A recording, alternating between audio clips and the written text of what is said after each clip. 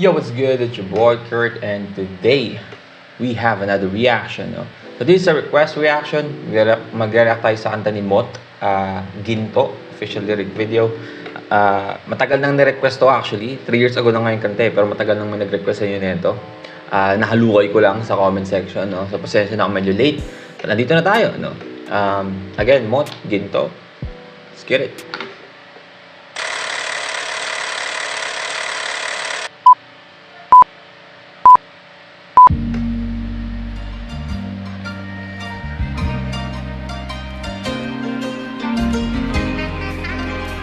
Okay. Dalawampung taon panahon na yata to ng pagtitino. Easy lang eh. Isimulan mo ako ng parang medyo may jazzy yung intros, bigla ang bibira. Isa mo lang. Tignan natin yan.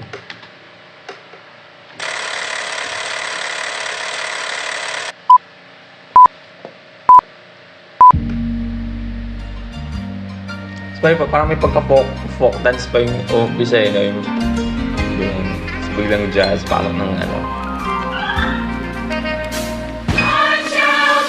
Dalawampung taon panahon na yata to ng pagtitino. Nais ko lang ibahagi ang mga bibihira ko lang maikibo, mga alaalang ginto sa ano man na naging kabanata nito. Ang pag-ibig sa bawat ugnayan ng kayamanan na siyang naitatabi ko. Simula sa babae nagsabi sa akin na dapat ay manindigan ako. Hey, na. Sino pa ba? Siya ba pinakaunang babae no, na naniniwala sa'yo? Katwiran niyang wag mong papamarisan ng pangiiwan ng ama mo. Maraming salamat sa'yo, paumanhin na rin kung napaaga ako.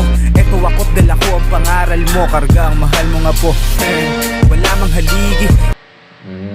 Ganda nun, ang ganda ng pagka-set up niya nung anong yan.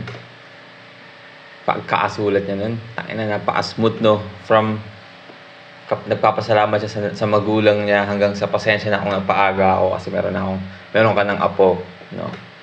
Nice, no? Lubos ng tiyaga mo sa akin sa paghalili nyo na parating. Nariyan lang mag-isa mga tiyahin. Sa lola at nobya ko nagtiis sa akin perwisyong kung susumahin. Ay kasing dami rin ang sakripisyo nyo nga pasaway na to'y mas unawain.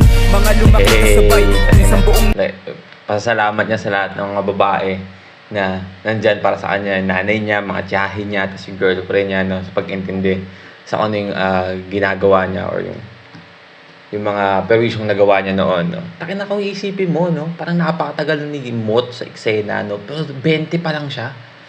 Parang napakatagal na, no, feeling ko tuloy parang tanda na ni Mot, pero nakalimutan ko na sobrang bata pala niya pumasok sa eksena, no. Isang buong nagiwahiwalay sa ngayong naghahagilap sa mundong magulo. Kung anong ikatitiwasay, ngunit ang nasa isip ko ay marating man ang hindi akala. Napakaganda nun, no. Ngayon naghahanap yun sa mundo kung ano yung kung saan magiging matiwasay ba kasabi niya.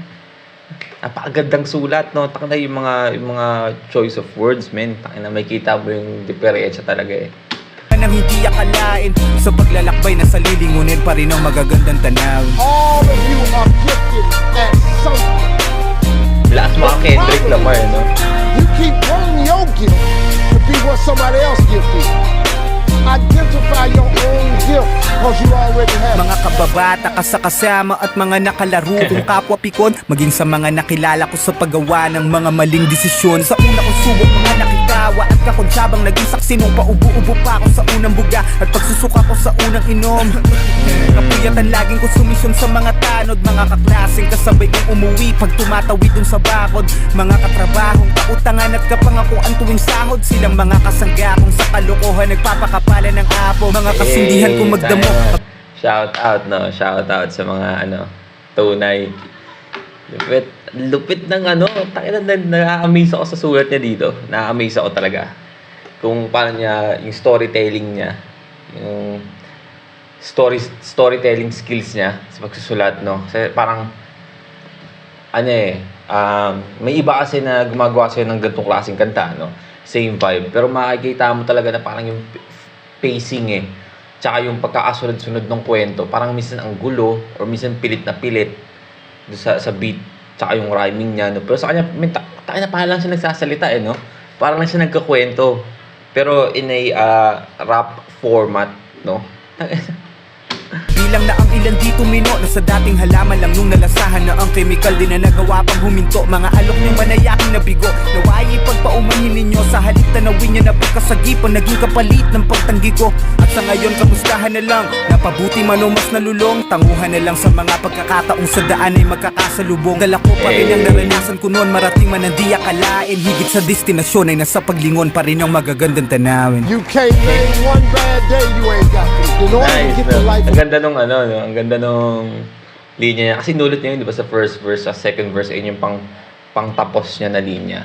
Sa other verse niya na, ayun, kahit saan mang destinasyon, parang ano, marunong pa rin akong lingunin yung magagandang tanawin, yung parang gano'n, no?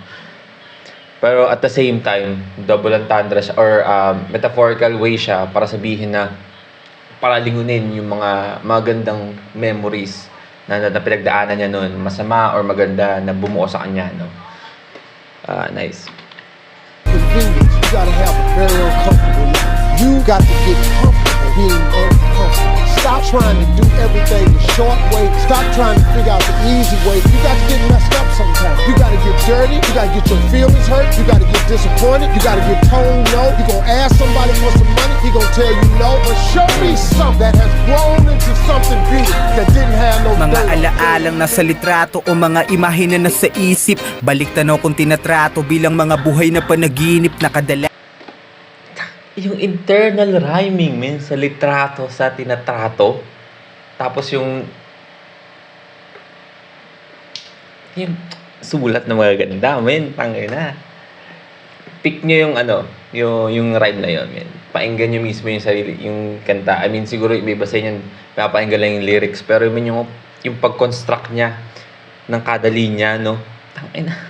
Asan kung sinisilip sa mga oras na matahimik, tanging nananatili kong baon sa pabago-bagong paligid. Marating man ang kaibuturan ng mga pangarap kong kinasasabikan, huwag mong kakalimutan lahat ng nasa iyong pinagmulang di mapapalitan dahil ang iyong matututunan kung sakaling dumating ka sa kasawian. Wala ka mang mapatunguhan ay meron ka namang mababalikan. Maraming salamat sa inyong lahat. Siyempre sa mga naging bahagi nito. Ay na, no? Salamat sa karanasan, mga alaala at aral. Mga tahanan. Paisip ako doon, napakagandang linya noon, no? Na wala ka mang patunguhan, meron ka namang babalikan.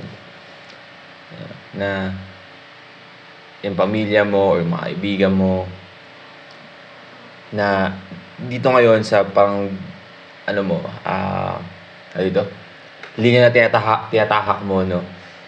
Nagso maabot. Kung wala ka mang babalikan, no? Ay wala ka mang pupuntahan dyan sa linya tinatahak mo, pwede kang bumalik. May babalikan ka na pamilya, ganyan, para mag-reset. Tapos gawin ulit or humanap ng panibagong linya, no? Napakagandang linya doon, boy. Lupit. Rest in peace, Naslem. Naway payapa ka na dyan. Hanggang sa muli. Life has disappointment. It got peaks and valleys. You gonna lose somebody you care about one day. Damn, boy. Alright, well again, that's Mot Ginto. Men, napakagandang kanta, no? Napaisip tayo doon. Napaisip tayo sa buhay-buhay, no? Kung ano na, no?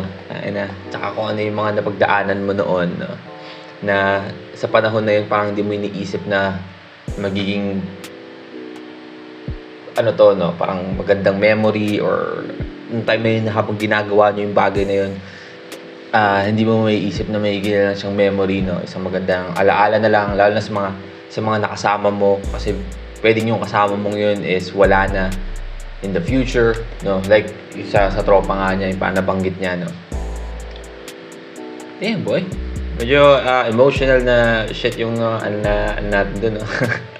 Naramdaman natin doon. Pero napakagandang kanta. Storytelling, mentang na 100%, no? Pag-construct ng words, mentang na maasahan lang natin si Mot sa ganyan, no? And yeah, again, salamat sa nag-request, no? Kung hindi dahil sa'yo, hindi ko mapapakinggan to. Again, maraming salamat, no? Napakagandang kanta. And if you want me to react to more of Mot, and just comment down below, or kung gusto mag-react sa mga yung artist, singer, rapper, song, just comment down below. We're going to react to it. And that's it for me today. See you in my next vid. Stay awesome. Peace.